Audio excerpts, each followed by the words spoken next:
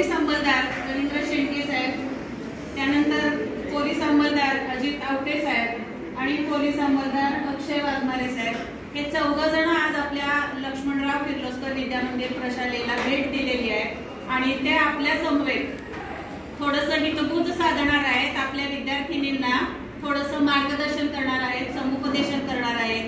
प्रशालेच्या वतीने, संस्थेच्या वतीने मी प्रथम या सर्वांचं स्वागत करते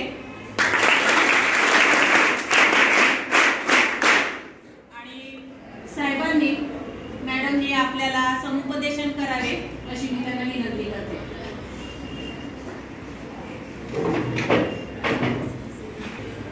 शिक्षक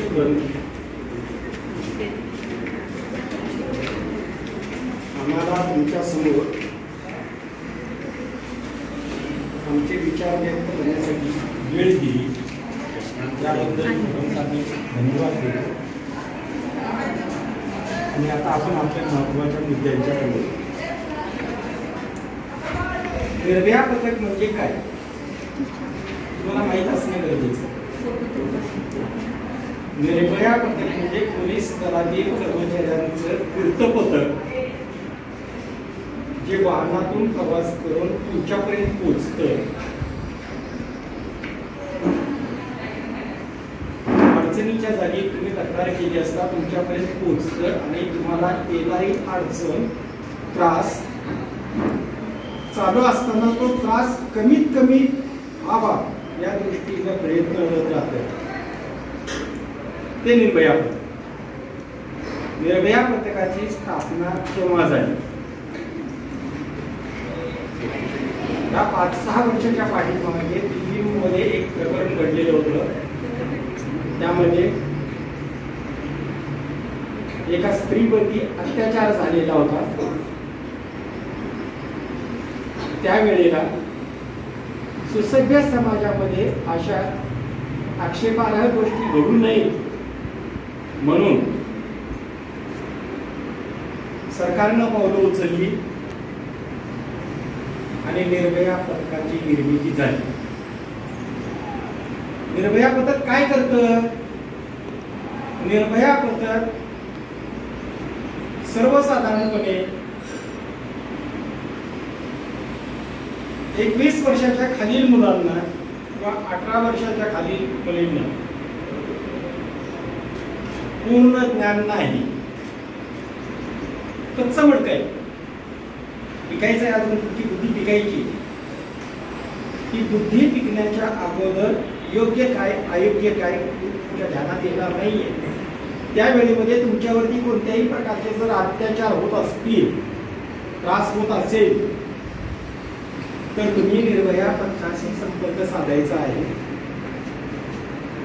तुम्हाला 60 मिनिटाच्या आत मदत मिळेल. अर्धा तास पुढे पाठीमागे होईल, पण ज्या वेळची त्यावेळी तुम्ही कृती योग्य पद्धतीने केली, निर्भयपणे वागला, तर तुम्हाला पुढे भविष्यात होणारा वाढीव त्रास होणार नाही. यामध्ये एक महत्वाचा मुद्दा आहे. तुम्ही तक्रार केली म्हणून तुमचं नाव जाहीर होईल, तुमची मानहानी होईल, असा कोणताही प्रकार पोलीस दलाकडून किंवा निर्भया पथकाकडून केला जाणार. तुम्ही तक्रार केल्यानंतर तुमची नाव, ओळख गोपनीय केली ध्यानात आलं का? त्यामुळे तुम्हाला काही वाईटपणे बोलायची गरज आहे का? तुम्ही तक्रार केली, कळलं का? ज्याच्या विरुद्ध तक्रार केलेली आहे त्याच्याशी तुमची वैर दुश्मनी होण्याची गरज आहे का? त्यामुळे घाबरण्याचं कोणतंही कारण नाही. पण फक्त हसूबाई हसू, कोपऱ्यात बसू आणि मूळ रडत बसायचं, अत्याचार सहन करत बसायचा, ही कृती मात्र तुम्ही करू नका. निर्भय व्हा, तक्रार करा. आणि तक्रारीचं माध्यम कोणतं आहे ते आता मी पुढच्या मुद्द्यामध्ये सांगतो. तक्रार कशी करायची, कुठे करायची? घरी जन्म होतो आपल्या आईबापांच्या पोटी, कुटुंबात तक्रार करतो आपण, कुटुंबातल्या व्यक्तींची, एकमेकांची. त्यावेळी आपल्या आई वडिलांची किंवा मोठ्या व्यक्तींचीच तक्रार करतो. कुटुंबातून आपण बाहेर पडतो, गावामध्ये जातो, मामाच्या गावाला जातो, जुगजुगा अखेर गाडी पाहतो, जाता दिसायला जाता माणसांच्या ओळखी होतात. मग इथं प्रवासाची सुरुवात होते. प्रवासामध्ये नियम तुम्हाला माहिती आहे? कायद्यानं काय बंधन आहेत माहिती आहे? नाहीये. तुम्ही सर्वसाधारणपणे की काय करता? मुली छोट्या टोळ्या बनवतात, 3, 4, 5 एकमेकांच्या हातात हात घातलाय, मुंबईचा हात आणि रस्ता ब्लॉक करून चालत जायचं. एकमेकाशी कुलकुलू एक दुसरीच्या कानात बोलते, दुसरी पहिलीच्या कानात बोलते आणि येणाऱ्या जाणाऱ्या वाहनांच्याकडे लक्ष नाही देत. काय होते यामध्ये?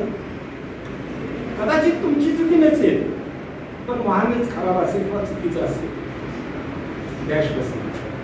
काय झालं? वाटलं प्रकरण? स्वतःच्या दुखापतीला दुरुस्त करण्यासाठी किंवा त्या आजाराला दूर करण्यासाठी तुमचा आर्थिक खर्च होणार आहे, तुमचा त्रास होणार आहे. मग आपण काय केलं पाहिजे? प्रवास करतोय तर फक्त प्रवासाच्या वेळी आपल्या गंतव्यस्थानापर्यंत जाईपर्यंत आपण सुरक्षित कसे पोहोचू या मुद्द्याकडे तुमचं लक्ष असलं पाहिजे. पण ते लक्ष नंतर आता तुमचं काय होतं? शाळेतून सुट्टी झाली, चला लवकर घरी जायचं. मग काय हातात हात कुंपून किंवा शाळेत येताना गट करून यायचे. ठीक आहे, तुम्ही गट करून जरी आला तरी एकमेकाचे हात मोकळे सोडलेले असले, व्यवस्थित चालत असणार तर तुम्हाला हा त्रास होईल का? नाही. सामाजिक नीतिमत्ता आहे. रस्त्याच्या कडेला पादचारी मार्ग असतात, रस्ते ओलांडते वेळी झेब्रा क्रॉसिंगचा वापर करावा. डाव्या बाजूला पाहावं, उजव्या बाजूला पाहावं, मग रस्ता ओलांडावा. सामाजिकतेचं भान ठेवा, प्रवास करा. आता तुम्ही लाडूबाई काय करता माहितीये का? 5 इंद्रिय, पंचेंद्रिय त्यांचा वापर अनुकरण करतो. नाक, कान, डोळे, तोंड आणि आपलं शरीर. आपण लाडामध्ये कसं वाह्यात वागतो. आपण राहतोय कुठे? भारतीयावर, भारतामध्येच राहणार आहोत. आपल्या भारतीय संस्कृतीविषयी आपल्याला अभिमान असला पाहिजे, पण त्यातून काहीतरी विचित्रपणा दाखवायचा. 2 मेऱ्या घातल्या व्यवस्थित छानपैकी केस विंचरलेले आहे, पण त्याऐवजी मुलीच काहीतरी बॉब करते. तुमच्या व्यक्तीचा बघण्याचा तुमच्याकडचा दृष्टिकोन कोणता आहे? बदलतो. कपडे तोकडे वापरले, फॅशनचे कपडे वापरले, त्यामध्ये काय होतं? परपुरुष तो असणारा जो इसमपुरी आहे तुमच्याकडे आकर्षित होतो आणि तुमच्यावरती वेगळ्या नजरेनं पाहतो. तुम्ही जर पूर्ण कपडे वापरले, संरक्षित शरीराला केलं, तर त्या व्यक्तीने छेडायची तुम्हाला मजा आहे का? नाहीये.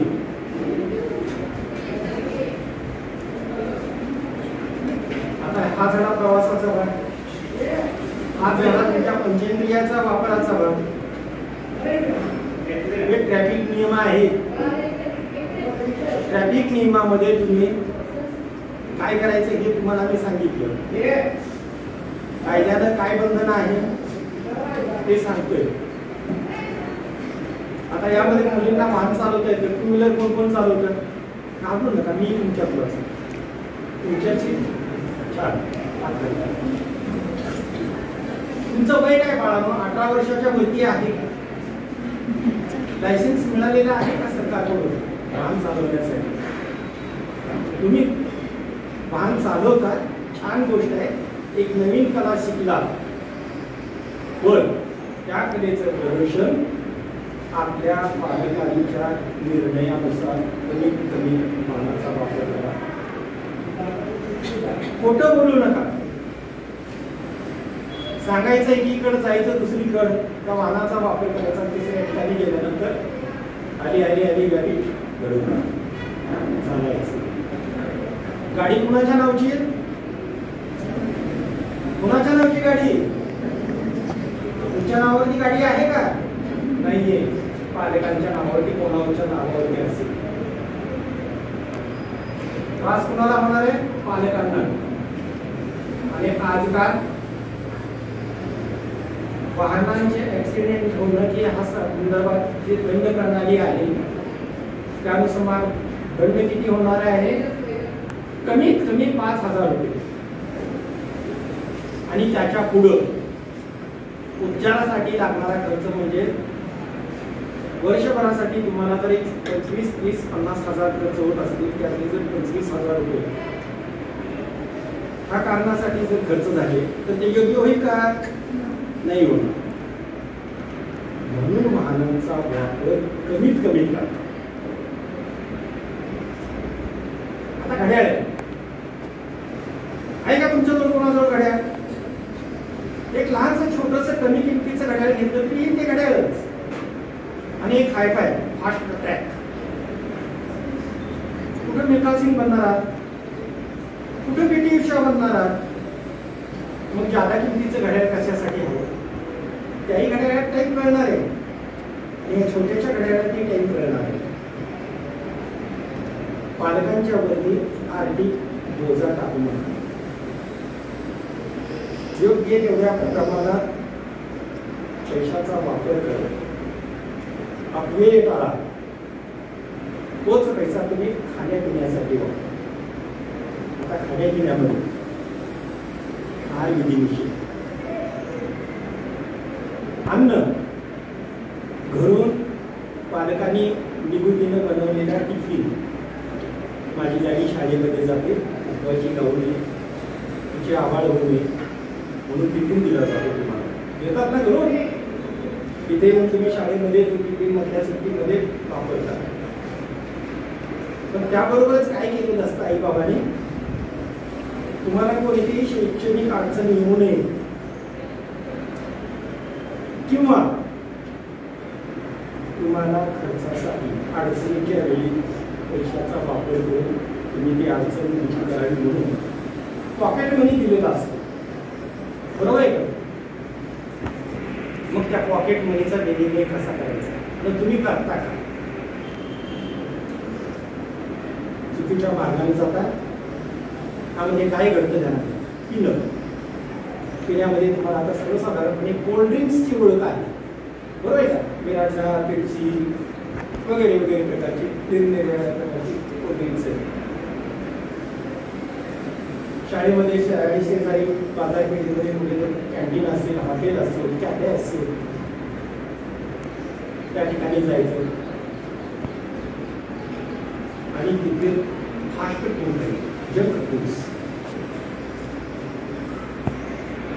त्यावेळी मोठी चव लागते, मजा येते खायला.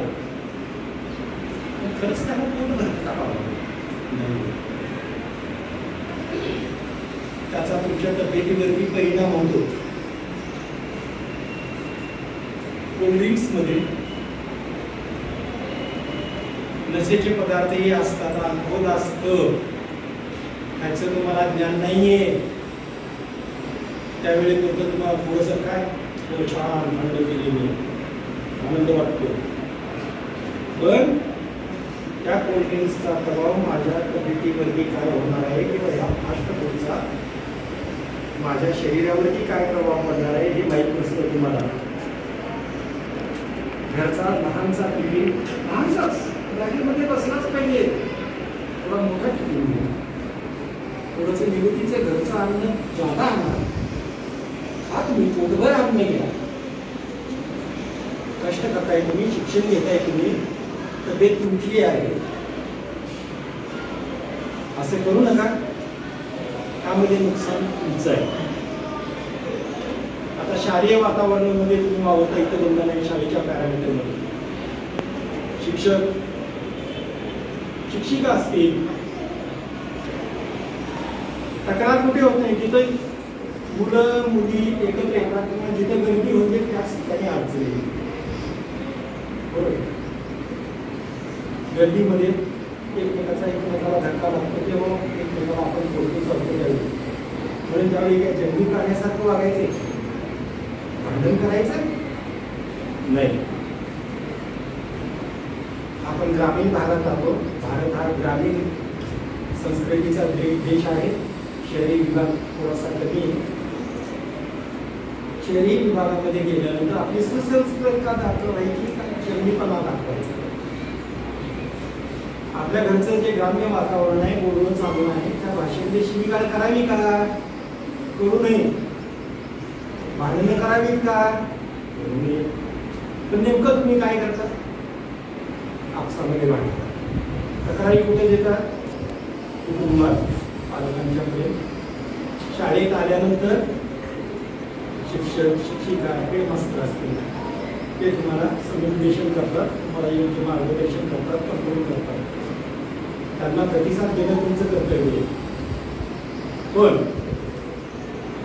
शाळा आणि घर त्या व्यतिरिक्त बाकी ज्या सार्वजनिक जागा आहेत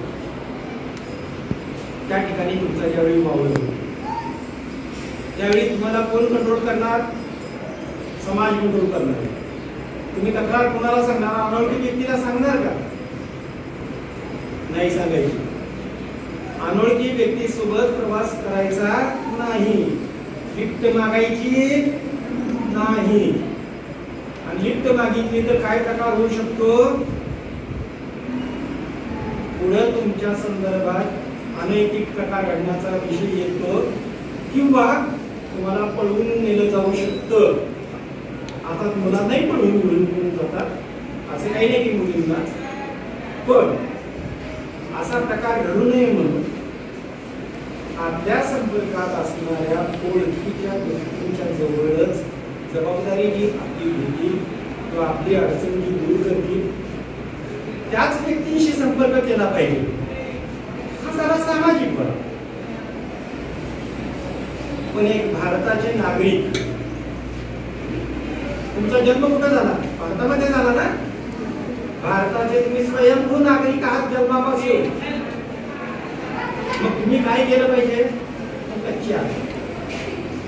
योग्य अयोग्य काय याचे ज्ञान तुमच्या जवळ नाही.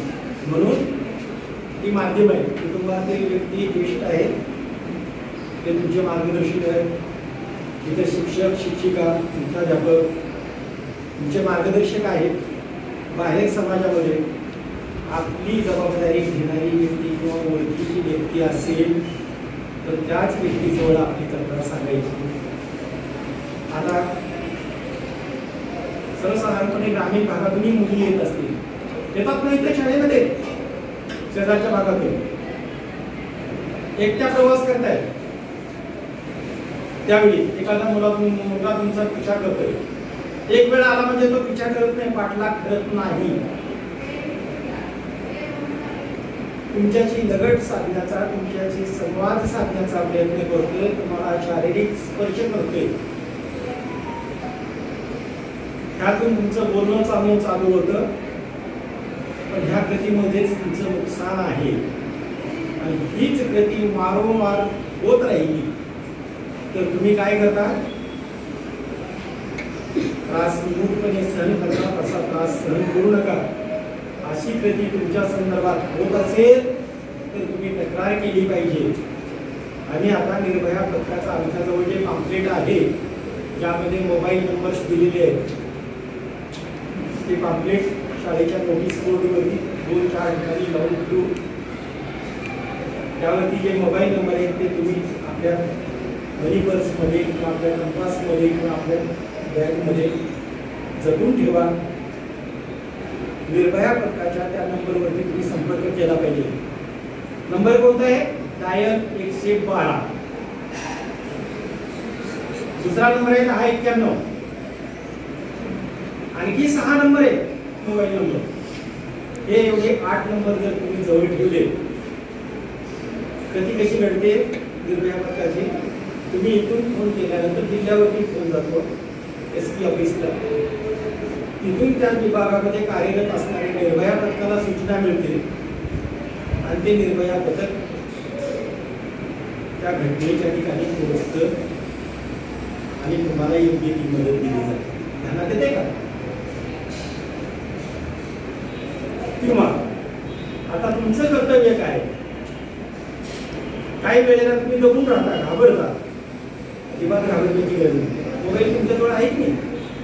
वापरता का मोबाईल? वापरता ना? मोबाईल आहे की नाही? चालवता की नाही? अँड्रॉइड साधा नको मोबाईल, अँड्रॉइड.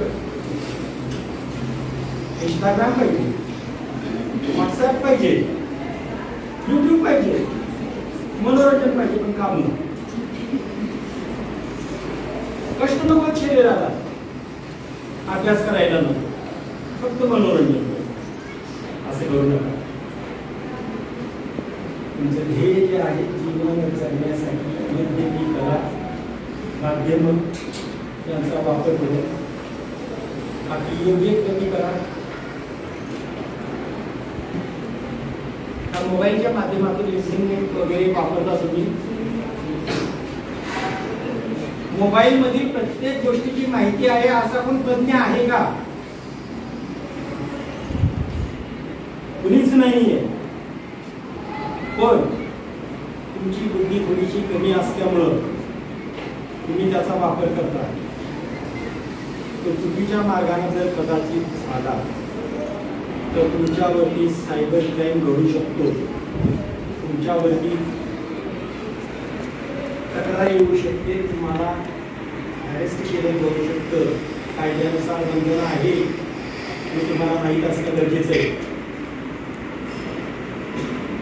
म्हणून या ॲप्सचा योग्य तेवढ्या प्रमाणातच वापर करा. शिक्षणासाठी वापर करा. परवाच्या कोविडपासून जास्तच मोबाईलचा वापर झालाय मुलांच्या मध्ये, मुलींच्या मध्ये. मोबाईल फक्त शैक्षणिक कामासाठी वापरा किंवा संपर्कासाठी एक योग्य माध्यम आणि मदतीसाठी वापरा. सगळ्यात मोठं काय घडते माहिती आहे? मोबाईल, लॅपटॉप, टीव्ही, कॉम्प्युटर, म्हणजे इलेक्ट्रॉनिक साधने जग सुधारलं. 21व्या शतकात आपण पोहोचलो, तर प्रगती बरोबर आपली अधोगती होती. ध्यानात येते का तुमच्या? कशी सांगतो आता? 76 mm पडद्यावरतीच मोठ्या टॉकीज मध्ये पिक्चर दिसतो, सिनेमा बघतो आपण, तोच आपण टीव्ही मध्ये बघतो आणि तोच शोले आपण मोबाईल मध्ये बघतो. स्क्रीन केवढा असेल मोबाईलचा? डोळे बारीक करायचे, मोठे करायचे, झोप आलेली आहे, डोक्यावरती चादर ओढायची, रात्रीचं मनोरंजन करायचं. अति प्रमाणात मोबाईलचा वापर करायचा. काय होतं? डोळ्यावरती ताण येतो. तो ताण डोळ्यांना ठराविक वेळेनंतर निकामी करतो आणि मग चौथा डोळा लावावा. काय झालं? तुमचा फायदा झाला का नुकसान झालं? नुकसान.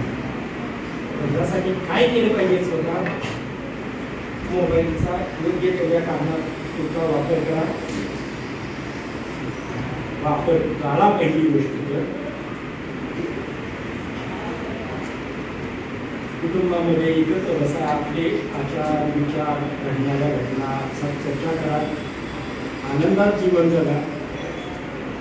तर हे न करता आपण काय करतोय? आपण एकाच पाळतो. आईने जेवण दिले, जेवायला बसलेले, घडते की नाही? तुमच्याही नजरेत येत असं पोट भरलेलं असलं की बुद्धी चालणार आहे. असं करू नका. कायदे क्षणाक्षणाला, पावला पावलाला तुम्हाला लागू आहे. पण त्या कायद्यांचा वापर तुम्हाला माहिती नसल्यामुळं योग्य माध्यमातून तुम्ही संपर्क साधायचे. आता सांगितलेले जे नंबर आहेत, पॉम्पलेट आहे, ते डिस्प्ले केले जाते, त्यावरती तुम्ही संपर्क करायचे. निर्भया पथकाची मदत घ्यायची आहे आणि होणारा त्रास टाळायचा आहे. हे जर करायचं असेल तर तुमची गती काय पाहिजे, मुलीची तुमची मदत आम्हाला हवी. काय मदत आहे? तुम्ही तक्रार दिली पाहिजे. निर्भय बना, योग्य पद्धतीने तक्रारी मांडा. अडचणी असतील तर, अडचणी नसताना तक्रार करू नका. योग्य पद्धतीने मांडलेल्या तक्रारीची दखल पोलीस दलातील निर्भया पथकाद्वारे घेतली जाईल. तुमची अडचण दूर केली जाईल. किती वेळामध्ये? सर्वसाधारणपणे 1 तासामध्ये.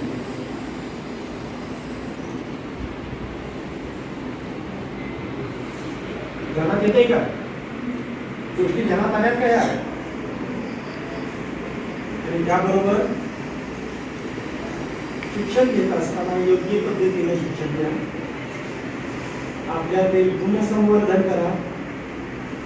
सुशिक्षित, सुसंस्कृत भारताचे भावी नागरिक व्हा.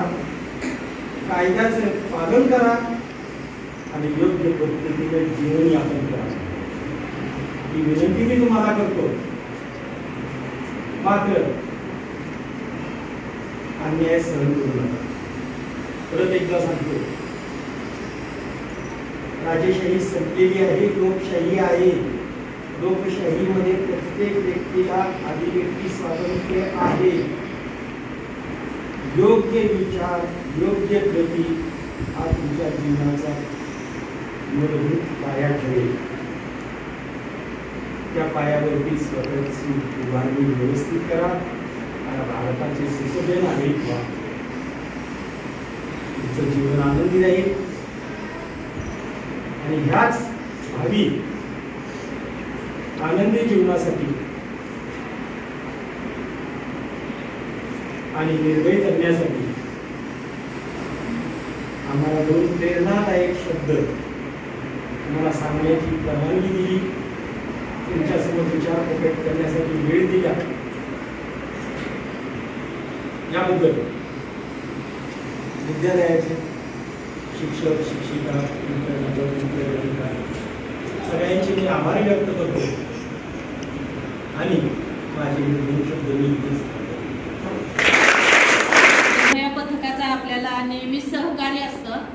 तुम्ही आता काही तक्रार किंवा तुम्ही शंका काही सांगितलेली नाही आहेत, पण माग 1-2-4 वर्षांपासून आम्ही अनुभव घेतोय. अशी जेव्हा काही तक्रार असते, आपण जेव्हा शाळेत येतो, मुली तुमच्या मागून कोणीतरी मुलं इकडे शाळेपर्यंत येत असतात किंवा इथून घरी जाताना तुमच्या मागून काही मुलं असतात. फक्त त्या मुलींनी येऊन आमच्यापर्यंत सांगितलं होतं, हळूच सांगितलं होतं आणि आम्ही ते निर्भया पथकाला कळवल्यानंतर त्यांची गाडी आपल्या शाळेभोवती फिरत होती. त्याच्यानंतर कुठून तुम्ही येताय किंवा ती मुलं कुठं उभी असतात ते मुलींनी सांगितलेलं असायचं. अमुक ठिकाणी ती मुलं उभी असतात, त्रास देतात. मग बरोबर सिव्हिल ड्रेस मधले निर्भया पथकातली ही लोक तिथं जाऊन थांबायची, त्या मुलांना पकडलेलं होतं. हे अशी जर आले तर आपल्याला लगेच कळतं पोलीस आलेत बाबा चला. पण सिव्हिल ड्रेस मध्ये म्हणजे साध्या पोशाखामध्ये हे सगळे लोक आले आणि त्यांनी बरोबर त्या मुलांना पकडलेलं होतं. खूप चांगलं यांचं आपल्याला सहकार्य होतं. त्यामुळं तुमच्या अशा जर काही तक्रारी असतील तर त्या सांगा, जरूर सांगा. पण कुणावर तरी आकस आहे, कुणावर तरी राग आहे म्हणून कुणाचं तरी मुलांचं नाव घेऊन सांगायचं नाही किंवा कुठल्याही मुलींचं विनाकारण नाव सांगायचं नाही. विनाकारण तक्रार करू नका. योग्य तक्रार असेल तर त्या तुमच्या तक्रारीची दखल घेतली जाणार आहे 100%. आणि आज सरांनी आपल्याला खूप छान मार्गदर्शन केलं, त्याबद्दल आपल्या शाळेच्या वतीनं थोडंसं फुल नाही, फुलाची पाकळी म्हणून आपण त्यांना सत्कार करतोय. आरपी कदम सर, शेंडगे साहेबांना पुष्प देऊन त्यांचा सत्कार करतील.